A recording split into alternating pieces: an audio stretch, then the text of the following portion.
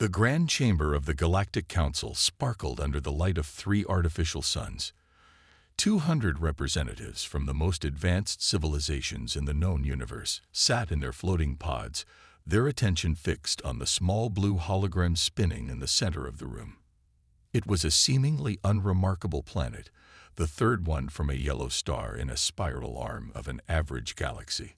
Tom Walker stood before the council, his research data floating around him in glowing screens. As Earth's lead researcher for the alien scientific team, he had spent the last 5 years studying his home planet from an outsider's perspective. What he had discovered had kept him awake for many nights. "Distinguished members of the council," Tom began, his voice steadied despite his nervousness, "I must strongly advise against any direct contact mission to Earth at this time. Our findings indicate that Earth qualifies as a Class 10 Deathworld, possibly even higher." Laughter echoed through the chamber. Ambassador Reed, a tall figure with silver skin that reflected the chamber's lights, raised his hand. The laughter died down immediately. "Mr. Walker," Reed said, his voice smooth as polished glass, "your concern for our safety is touching, but surely you're overestimating the dangers. Your species has survived on this planet for thousands of years, and you're barely past atomic power." Tom tapped one of his floating screens, and it expanded to show Earth's atmospheric composition. "With respect, Ambassador, that's exactly my point. We've evolved to survive conditions that would kill most spacefaring species instantly. Earth's oxygen levels alone would be toxic to 70% of council races." Another council member, a being made of swirling gas, spoke up. "We have environmental suits for such conditions." "It's not just the atmosphere," Tom continued, bringing up more data. "Earth's gravity is 1.2 to 3.4 times stronger than any civilized world. Our bacteria and viruses are unlike anything in the database. We have extreme temperature variations, powerful electromagnetic fields, and regular natural disasters that would level most colonial cities." Ambassador Reed waved his hand dismissively. "Mr. Walker, we've colonized gas giants and established bases on volcanic moons. Surely a simple terrestrial world poses no significant challenge to our technology." Tom felt frustration building in his chest. He pulled up another screen, this one showing Earth's weather patterns. Last month, a single storm system called a hurricane produced enough energy to power the entire Centaurian Empire for a year. We get dozens of these annually. Our magnetic field is so strong it can damage unshielded electronics, and these, he pointed to a microscopic image, are what we call dust mites. They live in our homes, and their waste products can trigger fatal allergic reactions in several council species. The council chambers filled with murmurs. Tom noticed some representatives shifting uncomfortably in their pods, but Ambassador Reed remained unmoved. "Mr. Walker," Reed said, standing up to his full height, "while your protective instinct does you credit, the council has already decided. Earth will be brought into the galactic community. We've managed first contact with thousands of species. We have protocols, procedures. Your world, while quaint, is not as special as you seem to think." The council voted. Tom watched as green lights flashed across the chamber, approving the diplomatic mission to Earth. Only a handful of red lights flickered among them. As the chamber emptied, Ambassador Reed approached Tom. "Don't worry," he said, placing a hand on Tom's shoulder. "In a month's time, Earth will be celebrating its entry into galactic civilization, and all these concerns will seem foolish." Tom watched Reed leave, his silver skin gleaming. He looked back at the hologram of Earth, still spinning slowly in the chamber center. He thought about the thunderstorm that had rattled his windows last night, the mosquitoes that had somehow gotten through his screens, and the mold that kept growing in his bathroom despite all modern cleaning methods. "They have no idea what they're walking into," he muttered to himself, gathering his data screens. "No idea at all." In orbit above the council world, a ship was already being prepared for the journey to Earth. Its crew, selected from the most experienced first contact specialists, had no idea they were about to face the greatest challenge of their careers. Some of them would not survive to tell about it. The diplomatic vessel Starseeker dropped out of faster-than-light travel at the edge of Earth's solar system.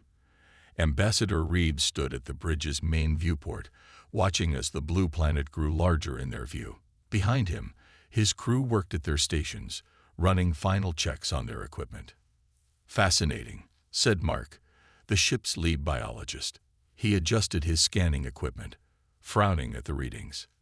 The atmospheric composition is even more volatile than our records suggested. The oxygen levels alone could cause metal oxidation in our older equipment. Reed smiled, his silver skin reflecting the blue glow of Earth. "That's why we brought the new environmental suits, though I doubt we'll need them for long. The local population seems to breathe this mixture without any protection." Security Chief Allen looked up from his weapons check. "Sir, perhaps we should run a full planetary scan before landing. The human walker's reports mentioned something about electromagnetic." A sudden crackle of static interrupted him as their external sensors flickered. The ship's AI announced, "Warning, unusual magnetic field detected. Recalibrating navigation systems." "Just a minor inconvenience," Reed said, waving away the warning indicators. "Proceed with the landing sequence. We've chosen the perfect spot, a region they call the Amazon. Minimal human settlement, plenty of simple native life forms to study. An ideal location to establish our first base." The ship descended through Earth's atmosphere. The hull temperature rose higher than expected, and several warning lights began flashing across the control panels. The crew members exchanged nervous glances, but Reed remained confident. "Engaging landing sequence," the pilot announced. "Strange. The humidity is affecting our atmospheric processors." The ship pushed through a thick layer of clouds, emerging over an endless sea of green treetops. The canopy stretched to the horizon in every direction, broken only by winding rivers that snaked through the forest like silver ribbons. "Look at all that primitive vegetation," Mark said excitedly, his sensors working overtime. "So much chlorophyll-based life, and the readings suggest thousands of different species in just this small area." The ship settled in a small clearing, its landing struts sinking slightly into the soft earth. Reed stood at the airlock, watching as his team donned their minimal environmental suits, thin, flexible coverings designed more for protocol than protection. "Remember," Reed addressed his team, "we are representatives of the most advanced civilizations in the galaxy. These humans are barely space-capable. Our mission is to guide them into the galactic community with wisdom and patience." As the airlock opened, the first wave of heat and humidity hit them like a physical force. Their environmental suits' cooling systems whirred to life, struggling to compensate. The air was thick with floating particles, pollen, spores, and countless microscopic life forms that their filters hadn't been designed to handle. The gravity. Alan stumbled slightly as he stepped onto Earth's surface. "It's stronger than our simulations suggested." Mark was already taking samples, his equipment beeping frantically at the sheer volume of data it was collecting. "The biodiversity here is off the charts. Every surface is covered in different life forms. Even the air is thick with." He sneezed suddenly, the force of it surprising him.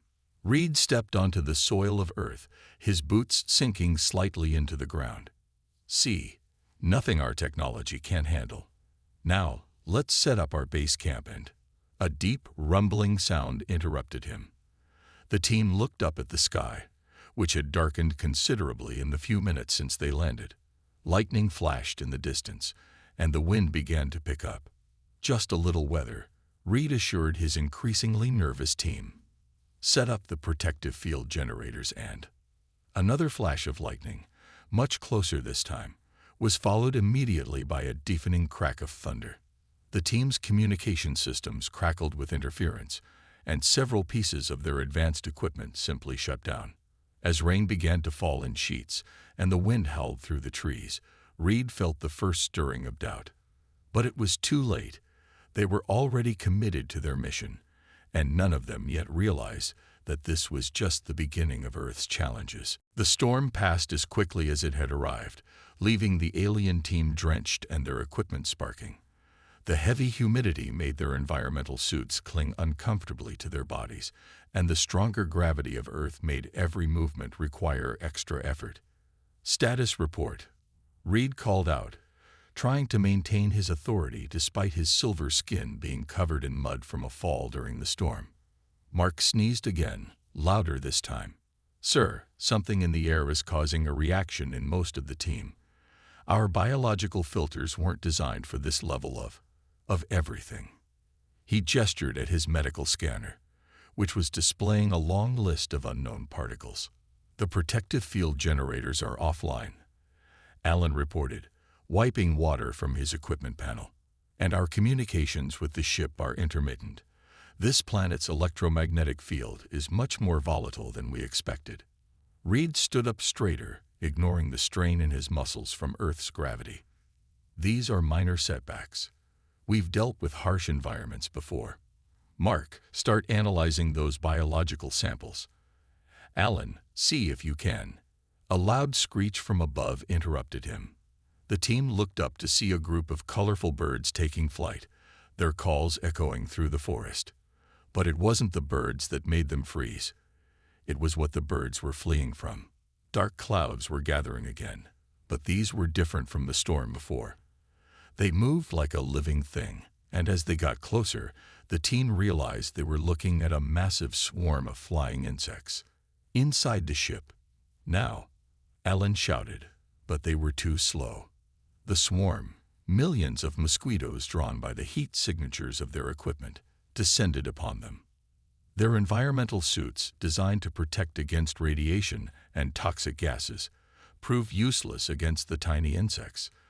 The mosquitoes found every seam, every joint, every spot where the material stretched thin. Impossible, Mark gasped, swatting frantically at the insects while trying to scan them. Their proboscises are actually piercing our protective gear. Reed activated his personal shield, a shimming field of energy that was meant to stop projectiles and energy weapons. The mosquitoes simply flew through it, their tiny size allowing them to slip between the energy frequencies. The team retreated to the ship, their dignity forgotten as they swatted and ran. Once inside, they began treating their bites, which had already started to swell. Our medical systems don't recognize these toxins, the ship's doctor announced, looking worried as she examined the growing welts on her patients. I'm showing allergic reactions in 60% of the crew, and some kind of immune response in the rest. Reed sat in his command chair, trying to ignore the itching from his own bites. It's just some local wildlife. We can adjust our protective measures and... The ship's sensors blared another warning. The temperature was rising rapidly outside, and the humidity was condensing on their hull, causing some of their external sensors to malfunction. Sir, one of the engineers called out, we're detecting some kind of growth on the ship's exterior. The local microorganisms are already beginning to colonize our hull coating. Through the view screen, they watched as the afternoon sun baked the rainforest, creating a steamy haze that made their visibility drop to almost nothing. The heat index was climbing to levels that made their cooling systems strain, and strange sounds echoed from the jungle around them. Mark, still sneezing and now covered in swollen mosquito bites, looked at his latest readings with disbelief. Ambassador Reed, sir, I'm detecting over 10,000 different species of microorganisms in just 1 square meter of soil. And these readings suggest that many of them are actively trying to break down any foreign materials they encounter, including our equipment. Reed stared out at the steamy jungle, remembering Tom Walker's warnings with growing unease. They had been on Earth for less than 6 hours, and already their advanced technology was failing. Their crew was suffering from multiple biological attacks, and they hadn't even encountered any of the large predators Walker had mentioned. As if in response to his thoughts, a deep roar echoed through the forest, causing the entire team to freeze. Something was moving in the undergrowth, something big, and it was getting closer. The jaguar emerged from the undergrowth like a liquid shadow, its muscles rippling under spotted fur. The alien team watched through their ship's view screen, frozen in fascination and fear. None of them had ever seen a predator so perfectly designed for killing. "Fascinating muscular structure," Mark whispered, his scientific curiosity temporarily overcoming his fear. "The power-to-mass ratio must be." A sudden burst of static interrupted him as all their systems flickered. The ship's AI announced, "Warning, major solar flare detected. Electromagnetic interference reaching critical levels." The lights went out. The comfortable hum of their advanced technology died. In the sudden darkness, they could hear the Jaguar's claws scraping against their ship's hull. "Emergency power only," Reed ordered, his silver skin now dull in the dim red emergency lighting. "Status report." The news wasn't good. The solar flare had overwhelmed their shielding, frying many of their sophisticated systems. Their communication link with the orbiting ship was completely dead. The hull's integrity was being compromised by the aggressive Earth microorganisms, which were multiplying faster than their sterilization systems could handle. "We need to abandon ship," Alan said, checking his handheld scanner. "The hull breach in Section 3 is growing. Those microbes are eating through our advanced alloys like their sugar. Abandon ship." "Into that." Reed gestured at their view screen, where the Jaguar had been joined by several other predators attracted by the ship's unfamiliar presence. A loud groan of metal made the decision for them. The ship's structure was failing faster than anyone had predicted. Earth's combination of heat, humidity, and aggressive microscopic life was proving more deadly than any conventional weapon. "There's a human research station 12 kilometers north," Mark said, checking his partially functioning map. "If we can reach it." They had no choice. The team gathered what working equipment they could carry and prepared to evacuate. The extra weight felt even heavier under Earth's punishing gravity. "Remember your survival training," Alan instructed as they prepared to leave. "Stay together, move quietly, and—" He stopped as his medical scanner began beeping rapidly. Looking down at his arm, he saw small red bumps appearing. "What now?" "Fire ants," Mark said, pointing to the tiny insects swarming up from the ground. "Their venom is a complex mixture of proteins and alkaloids. Our suit's material must attract them somehow." The team was forced to run from their ship, abandoning dignity and protocol as they sprinted through the undergrowth. The Jaguar and other predators scattered, surprisingly more cautious of the strange creatures than expected. But Earth had more surprises waiting. The plant life itself seemed to fight them. Thorns caught their suits, vines tripped their feet, and every few steps brought new discoveries about Earth's hostile environment. "My respiratory system is burning," one crew member gasped. They had discovered that what humans casually called pollen was a potent allergen to their species. "Keep moving," Reed ordered, though he too was struggling. The gravity made every step feel like walking through deep mud, and their muscles weren't evolved for this level of exertion. They had covered perhaps 2 kilometers when they heard it, a sound that made even their unfamiliar ears recognize danger, a deep, sustained rumble that seemed to come from everywhere at once. "Earthquake?" Alan asked hopefully. Mark shook his head, pointing at the sky. "Worse. Much worse." The clouds were spinning, forming a funnel that reached down from the sky like a malevolent finger. The wind was picking up, and the air pressure was dropping rapidly. "Tornado," Mark shouted, his voice nearly lost in the growing roar. "Class F3 at least, possibly stronger." Reed stared at the approaching funnel cloud, finally understanding why Tom Walker had tried so hard to warn them. They weren't dealing with a primitive world. They were dealing with a planet that had spent billions of years perfecting ways to kill anything that wasn't specifically evolved to survive its challenges. As the tornado bore down on them, Reed realized that their only hope for survival lay in reaching the human research station. Only the natives of this Deathworld would know how to survive its fury. The tornado had barely missed them, but the alien team's relief was short-lived. They stumbled through the rainforest, their once pristine environmental suits torn and muddy, when they finally saw it, the human research station, a collection of sturdy buildings surrounded by tall metal fences. "Help!" Reed called out, his usually dignified voice cracking with desperation. "Please, we need assistance." The station's gate opened, and several humans emerged. Instead of the primitive natives they had expected, these humans wore practical field gear and moved with confident efficiency. Leading them was a familiar face, Tom Walker. "I tried to warn you," Tom said, helping the exhausted aliens inside. "Welcome to Earth, Ambassador Reed." The research station's main building was cool and dry, blessed relief from the oppressive humidity outside. The human staff quickly went to work, treating the various injuries and reactions the alien team had sustained. "How?" Reed paused, watching in amazement as a human doctor casually handled specimens of the same microbes that had been eating through their ship's hull. "How do you survive here?" Tom smiled, handing out water bottles to the team. "We were born to it. Every human you see is the product of millions of years of evolution on this planet. Our immune systems fight off thousands of potential infections every day. Our bodies can handle extreme temperature changes, varying gravity conditions, and atmospheric pressures that would kill most species." Mark, still sneezing occasionally, looked at his medical scanner in disbelief. "According to this, your body temperature alone would be fatal to most sentient species.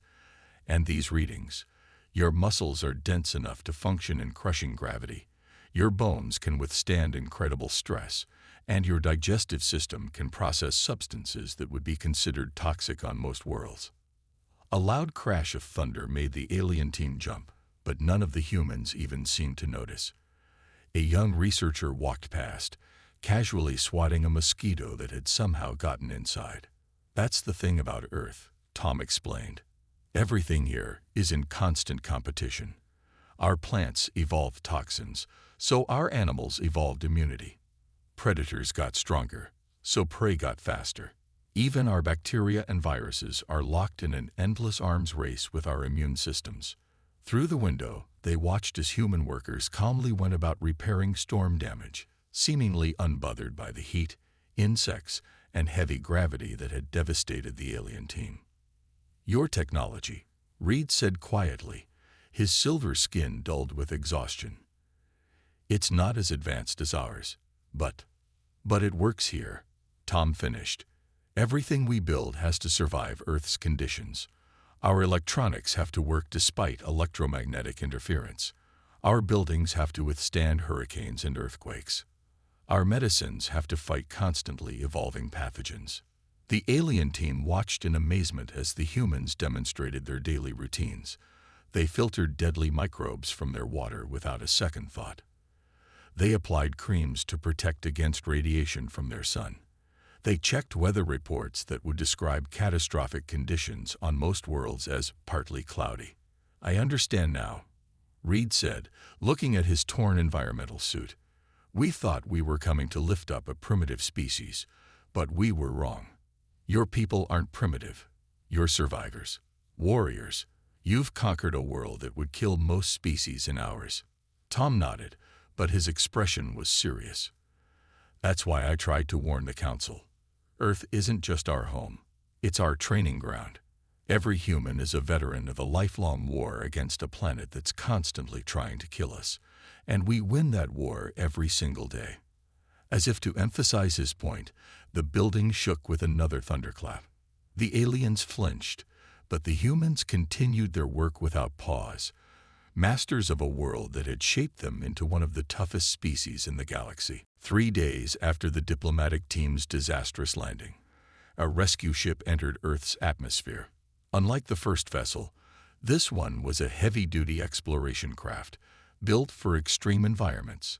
The ship's captain, James, was an experienced rescue specialist who had saved teams from gas giants and volcanic moons. "This should be simple enough," James told his crew as they descended. "We'll land, pick up Ambassador Reed's team, and—" His words were cut short as the ship's navigation systems suddenly went haywire. Another solar flare, larger than the first, bombarded them with radiation that their shields barely contained. Multiple system failures. The pilot shouted, fighting with controls that responded sluggishly in Earth's magnetic field. The atmospheric composition is interfering with our engines. They managed to land 2 kilometers from the research station, but their troubles were only beginning. The rescue ship's advanced sensors picked up a massive weather system approaching, a Category 5 hurricane that dwarfed anything in their historical records. Impossible, James muttered, staring at the readings. The energy output of this storm system could power our homeworld for a decade. Inside the research station, Tom Walker was helping the humans and aliens prepare for the hurricane. Reed watched in amazement as the humans calmly went through their storm preparation checklist, treating the approaching catastrophe like a minor inconvenience. "Your rescue team needs to get here fast," Tom said, checking the weather radar. "That hurricane will make extraction impossible for at least 3 days once it hits." Reed's silver skin paled even further. 3 days? But the storm will destroy them. Tom shook his head. "Not if they reach us in time. This building is rated for storms twice this strong. It's standard construction for this region." The rescue team started their trek toward the station, wearing their top-of-the-line environmental suits. But Earth had other plans. The pre-hurricane winds whipped debris through the air with enough force to crack their faceplates. The humidity short-circuited their navigation equipment, and the local wildlife seemed to take their presence as a personal insult. "What is that smell?" one rescue team member asked, moments before discovering a patch of skunk cabbage. Their suit filters, designed to block toxic gases, were overwhelmed by the simple organic compound. They were halfway to the station when the rain began. Not the gentle precipitation of their homeworlds, but thick, heavy drops that fell with enough force to sting. The wind picked up, bending trees that had survived countless such storms. In the research station, humans were going about their business with remarkable calm. They checked supplies, secured equipment, and even started preparing a meal. "How can they eat at a time like this?" Mark asked, watching through the window as the rescue team slowly approached through the worsening storm. "Humans," Tom explained, "have learned to maintain routine even in extreme conditions. It helps us stay calm. Besides, everyone's hungry, and the power might go out later." The rescue team finally reached the station, just as the hurricane's full fury began to hit. They staggered inside, their high-tech suits damaged almost beyond recognition. "Conditions out there are insane," James gasped, removing his cracked helmet. "We can't take off in this. Our ships aren't designed for—" A human meteorologist interrupted him. "Actually, this is pretty normal for hurricane season. We get several of these each year. Coffee." The aliens stared at her, then at each other, as the true magnitude of their misunderstanding about Earth and its people finally sank in. Through the reinforced windows, they watched as trees bent in the wind. Rain fell in sheets, and lightning turned night into day. "Normal," Reed repeated quietly. "They call this normal." He turned to Tom. "How do we let the council know just how wrong we were about Earth?" Tom smiled as the building shook with another thunderclap. "Oh, don't worry. Once this storm passes, you'll have plenty of evidence to show them.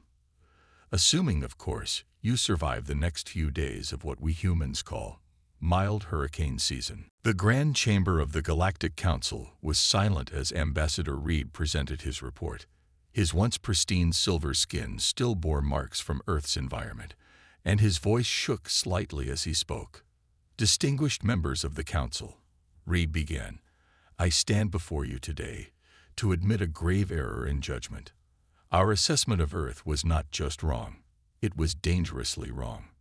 The holographic display in the center of the chamber showed images from their expedition, their ship being devoured by microorganisms, the tornado's destructive power, the hurricane's fury, and the countless smaller threats that had nearly killed them. "Earth is not a simple terrestrial world," Reed continued. "It is, without doubt, a Class 13 death world. Its gravity alone would crush most species. Its atmosphere is corrosive. Its magnetic field disrupts our most advanced technology. Its weather systems generate more energy than some of our stellar colonies use in a year. Mark stepped forward, still occasionally sneezing from his Earth allergies. The biological diversity is beyond anything in our records. A single square meter of Earth soil contains more unique organisms than entire planets in our database. Their smallest life forms can defeat our most advanced materials. Their plants produce toxins that can kill with a single drop. Their insects ignore our energy shields and penetrate our protective suits. The council chamber erupted in shocked murmurs. One member stood up. But the humans, they survive there. No, Alan corrected, his security officer's training evident in his precise tone. They don't just survive. They thrive. Every human is a testament to billions of years of evolution in conditions that would kill any of us in hours. Tom Walker, standing quietly at the back of the chamber, smiled as Reed continued. Humans are not the primitive species we assumed them to be, Reed said. Their technology isn't simple. It's incredibly robust. While our advanced ships were destroyed by Earth's conditions, their primitive devices continued working perfectly. Their buildings stand against forces that would shatter our strongest structures. The display showed clips of humans going about their daily lives, walking through rainstorms that would drown other species, casually handling materials toxic enough to kill most aliens, and surviving temperature swings that would be lethal to most council races. Most importantly, Reed concluded, we must reconsider our approach to Earth and humanity. They are not a species needing our guidance. They are warriors, forged in the crucible of one of the deadliest planets we've ever encountered. The Council voted unanimously to reclassify Earth. New protocols were established. All visits to Earth would require extensive preparation. Human experts would be consulted before any mission. Most importantly, humanity would be recognized as an extremely resilient species, capable of surviving conditions that would destroy most civilizations. After the session, Tom approached Reed. "Thank you for telling the truth," he said, "though I notice you left out the part about running from the mosquitoes." Reed's silver skin flushed slightly. Some details were not relevant to the official record. But tell me, how do you do it? How do you live every day knowing your world is trying to kill you? Tom laughed. "That's the secret, Ambassador. Earth isn't trying to kill us. It's making us stronger. Every challenge we overcome, every adaptation we develop, makes us better prepared for whatever the galaxy throws at us next." As they walked out of the council chamber, Reed glanced at a display showing Earth's weather patterns. A new hurricane was forming over the Atlantic, and somewhere in the Amazon, another jaguar was probably prowling near their abandoned ship. "You know," Reed said thoughtfully, "perhaps this is why humans dream of exploring space. After Earth, everything else must seem easy." Tom smiled. "Oh, you have no idea. Just wait until you see what we can do once we really start exploring the galaxy. After all, we learned from the best teacher there is, Earth itself." The Council's new classification of Earth spread quickly through the galaxy. Soon, "as tough as a human" became a common phrase among spacefaring races, and when other species complained about harsh conditions on colony worlds, they were often told, "Well, at least it's not Earth."